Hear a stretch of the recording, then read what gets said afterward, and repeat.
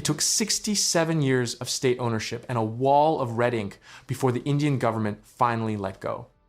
On the 27th of January, 2022, it signed away the national airline, quietly, almost embarrassed, because by then, Air India was a punchline, bankrupt, mocked by its own passengers, bleeding $1 billion a year, sold back to the family that founded it for $2.5 billion, with another $6 billion in debt left for the taxpayer to swallow. 3 years later, that same airline placed the largest aircraft order in human history. 470 planes, $70 billion. A complete fleet replacement signed by a carrier that still cannot turn a profit on a single rupee of its own operations. Either this is the greatest corporate comeback aviation has ever seen, or the most expensive vanity project in the history of the industry. And in the next couple of minutes, I will show you why I think the answer is neither, and why the truth is stranger and more dangerous than either story. Go back to 1932. A young industrialist named Jahangir Ratanji Dadabhai Tata, known to everyone as JRD, climbs into the cockpit of a single-engine type Havilland Pussmoth at Karachi Airfield. He carries the mail. His destination is Bombay's Juhu Aerodrome, then onward to Madras. That is the entire airline. One plane, one pilot. One country that does not yet exist as an independent nation. JRD was the first Indian ever issued a commercial pilot's license. He flew the route himself. Tata Airlines became Air India in 1946. By 1960, this airline did something nobody in Asia had managed before. It became the first Asian carrier to operate a jet, taking delivery of a Boeing 707 named Gauri Shankar. 11 years later, the Boeing 747 arrived. Air India branded it the Palace in the Sky. The Maharaja mascot, the gold trim, the saris, the silver service, international routes to London, New York, Sydney, Moscow. For roughly 2 decades, Air India was the airline that Singapore Airlines and Cathay Pacific were trying to copy, not the other way around. Then came the catch.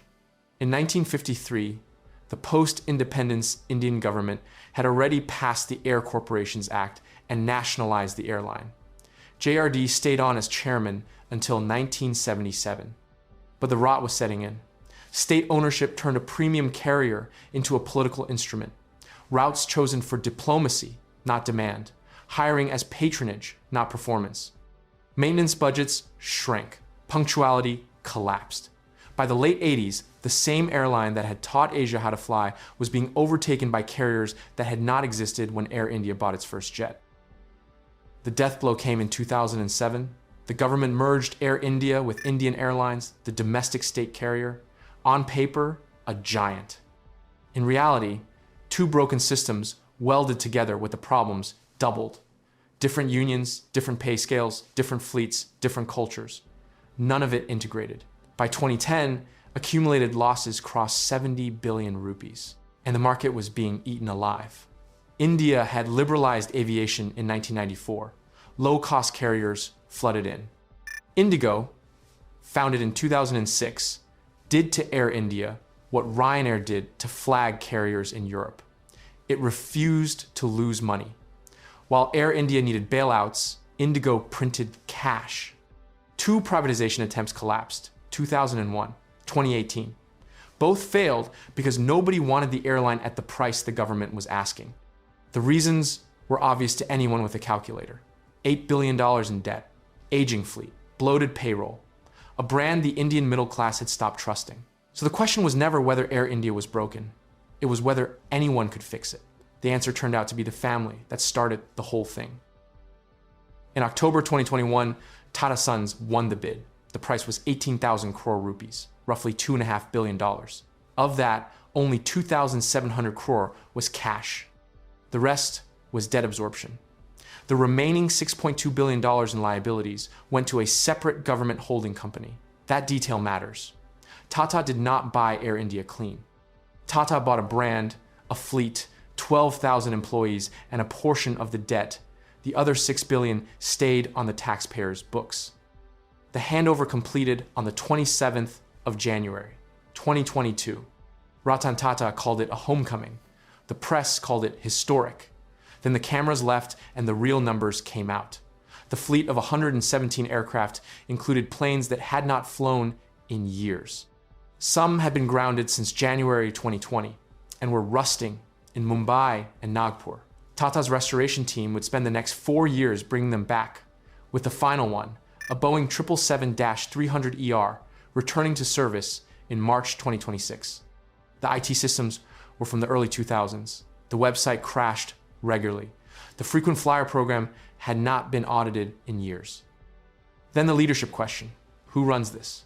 Tata went outside India. They hired Campbell Wilson, a New Zealander who had built Singapore Airlines' low-cost subsidiary Scoot from scratch. Wilson took over as CEO in May 2022. His first private memo to staff was honest. He told them the airline was technically functional, financially insolvent, and culturally fractured. 3 problems, all of them existential. The competition was not waiting. Indigo, run by Chairman Emeritus Rahul Bhatia and CEO Peter Elbers, was already operating over 300 aircraft and controlling more than half the domestic market. They had a single fleet type, a relentless cost focus, and zero interest in long-haul prestige flying. While Air India was figuring out how to fix catering, Indigo was ordering 500 more Airbus A320neos.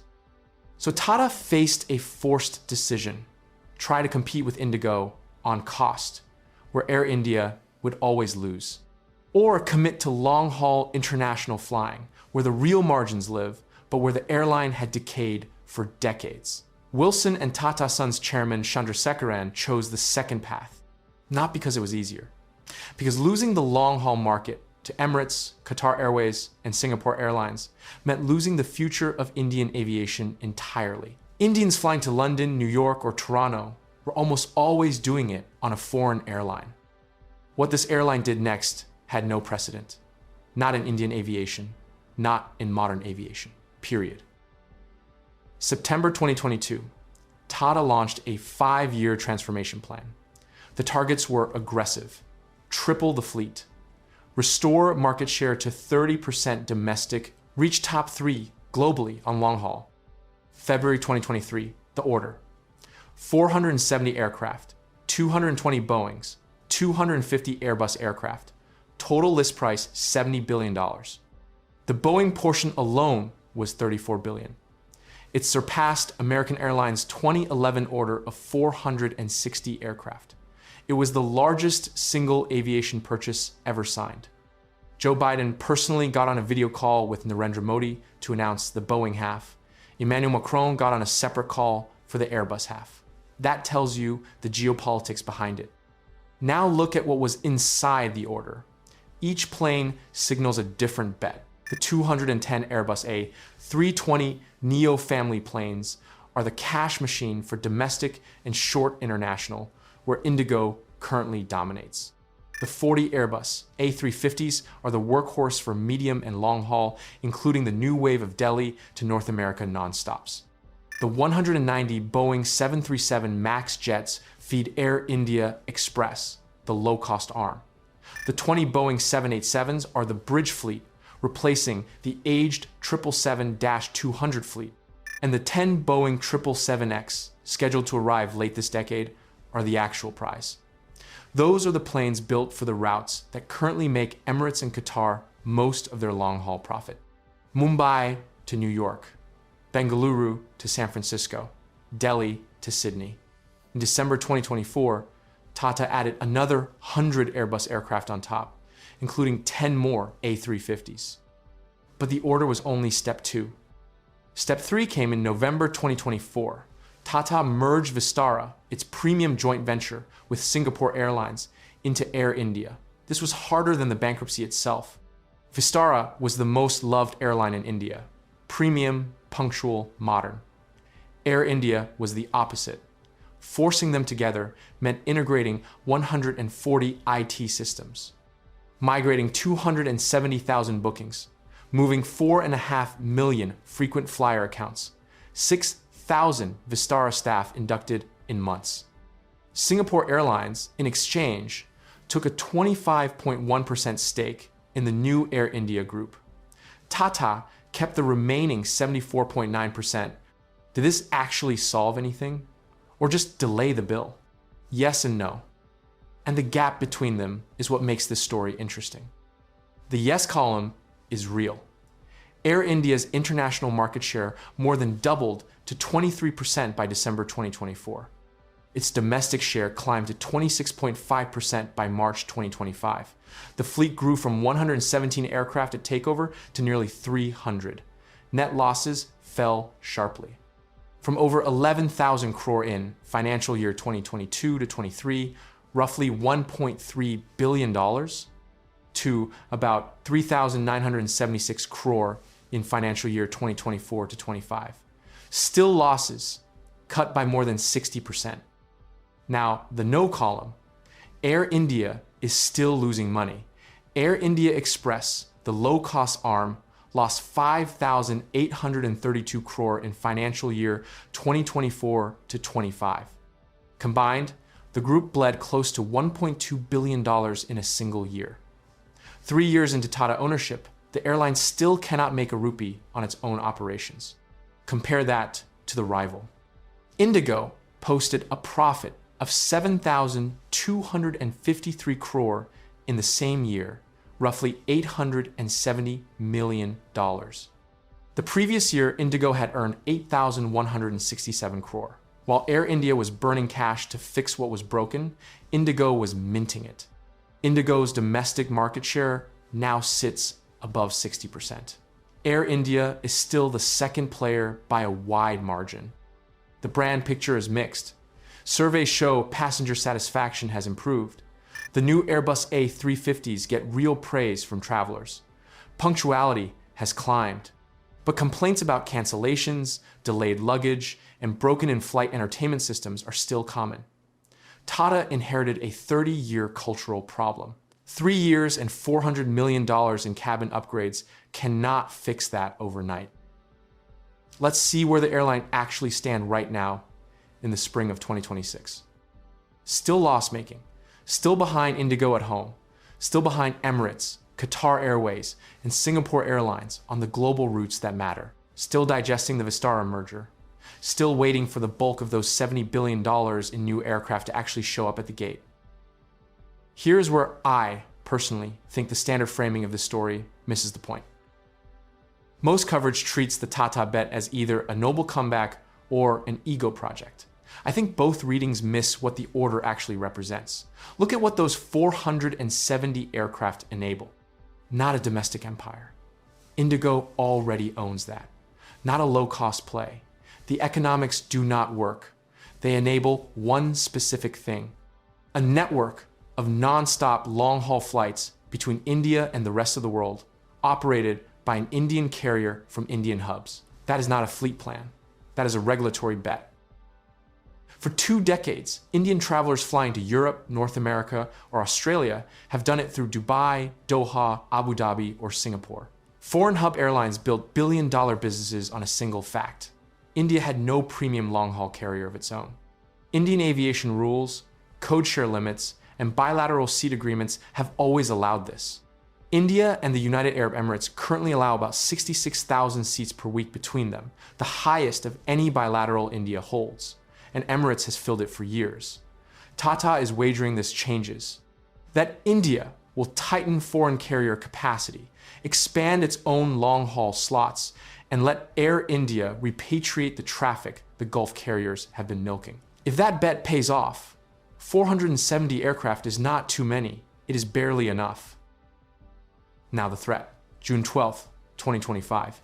Air India Flight 171, a Boeing 787-8 takes off from Ahmedabad bound for London Gatwick. 32 seconds after liftoff, both engines shut down. The fuel control switches were moved from run to cutoff 1 second apart. The aircraft loses altitude and crashes into a medical college hostel 1.7 kilometers from the runway. 241 of the 242 people on board die. 19 more die on the ground. It is the deadliest aviation accident anywhere in the world in over a decade.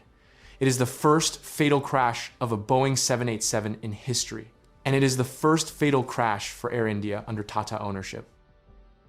The preliminary investigation pointed at the cockpit. Western investigators believe the captain may have intentionally shut off the fuel. The final report has not been published. The crash did not break Air India. The airline kept flying. Bookings recovered, the order kept moving. But it shifted the question from financial to existential. If Tata cannot rebuild not just the fleet, but the safety culture, the network plan stops mattering. Because no business traveler in London, New York, or Sydney will board a long-haul flight on an airline they no longer trust. That is the real threat to the 470 aircraft bet. So here's what I think this actually is. Not a comeback, not a vanity project, a deliberate, decade-long wager that India itself is about to become the center of gravity for global long-haul aviation.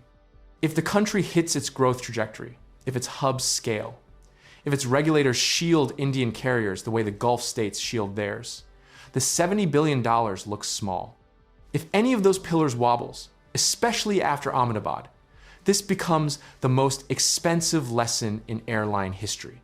The signal of either future will not arrive in 2026. It will arrive when those 777X and Airbus A350-1000s begin landing in New York, in London, in Sydney, in numbers nobody in this industry has ever seen from an Indian carrier. And the most interesting part is that Tata does not need to win the long-haul war outright. They just need India to grow fast enough that the airline cannot lose. Now let me know in the comments below, what is your take on all this? If you found this video useful, please hit the like button and subscribe to Explain so you do not miss the next one. Thank you for watching this video, and I will see you soon.